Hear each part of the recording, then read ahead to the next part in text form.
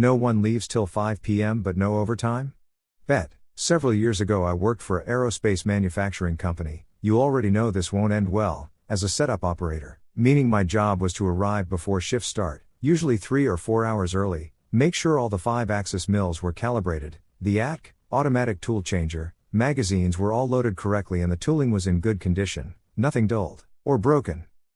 If there was damaged tooling, part of the process was removing the carrier, replacing the cutter and resetting the cutter height with a gauge, making it so that the tip of every cutter is in the exact same position for that particular holder every time. After being there for several years, the company eventually gets acquired and new management comes in. I'm there from 3 or 4 in the morning until 1 or 2 p.m., sometimes earlier if a new job gets added to the floor. Schedule works fine for me, I get to beat traffic both ways and the pay is a bit higher due to the differential. After a few weeks it gets noticed that I constantly leave early and always run over on hours, so they implement a new policy. Work starts at 9 a.m. and runs till 5, you have to be on the floor ready to go when the clock hits 9 o'clock. I try to explain to my new boss exactly why I leave early, but he's more concerned about numbers and cash flow than what I actually do there. So fine, you want 9 to 5, I'll work 9 to 5.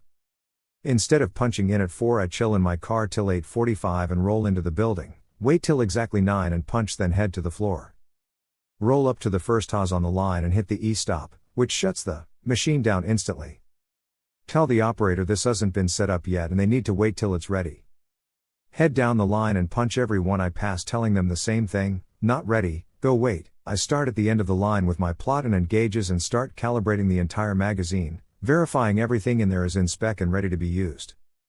Get the magazine done and home the probe so the machine knows where it is in 3D space, and move to the next. That was about 40 minutes since I took my time. Meanwhile the rest of the line is dead in the water, nobody can do any work until their deck passes calibration and is certified to use. I'm part way through the second unit when I have my new manager breathing down my neck, why is nothing running, what's going on, etc, etc, etc. I sit back on my haunches and calmly explain to him, this is my job, the one that until today I used to come in hours early to do as to not mess with the production schedule. I need to get this done, should be ready to start the line in another 5 or 6 hours, boss. I'm told to unlock and get the line moving, no can do, none of these machines are checked and I'm not signing off on the certification until I'm done. Anything not certified is an instant QC reject. Choose, run the line and reject $1 mil in parts, or let me finish and lose $1 mil in production time and I go back to my old schedule tomorrow. The plant got a day paid to do nothing. I got the new boss off my back and he got reamed all to hell for losing a day's production. No fashion boots allowed. A few years back when I was in high school, I lived in a small country town as a very flamboyant, obviously queer teenage boy without even needing to say anything. Needless to say, I was definitely the most popular kid in school and everyone was totally supportive. Even the staff at the school wasn't the biggest fan of me, unfortunately, even though I was a not so straight A student who never caused any trouble. Luckily, being raised on a very literal farm, my family was and continues to be really supportive. They knew how interested I am in fashion and my parents surprised me on my birthday with this pair of heeled Doc Marten Chelsea boots I had been saving up for. Obviously I was ecstatic and wore them constantly both in and out of school, for about a week before I was dress coded for them. Unfortunately, this was not my first time being dress coded because of my tendency to wear more feminine clothing, so I had developed the habit of carrying the dress code pamphlet on me in my bag to prove my innocence, because I really was never breaking any rules, they just happened to not like what I was wearing. I pointed out that there was nothing about boots or heels, and my teacher just sort of scoffed at me and told me to go to the front office. Apparently they had updated it, and if I had read the newsletter that morning I would have known that apostrophe. I went up to the front office and true to what she had said, they had added a rule to the effect of work boots were allowed but no fashion boots. Unfortunately it was very obviously targeted because no one male or female was wearing anything like that except for me. My parents knew that too. When I got home and told them about it, they were furious for me.